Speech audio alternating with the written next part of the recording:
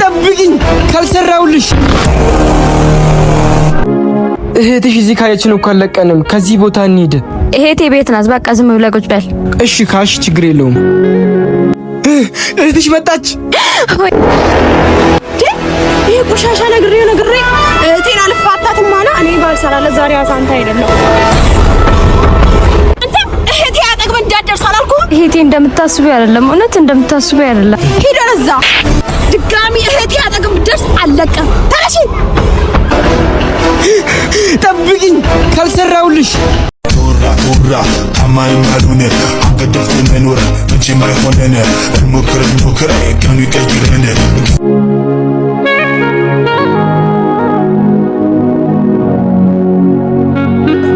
አንተ ምንድነው ምን ሆነ ነው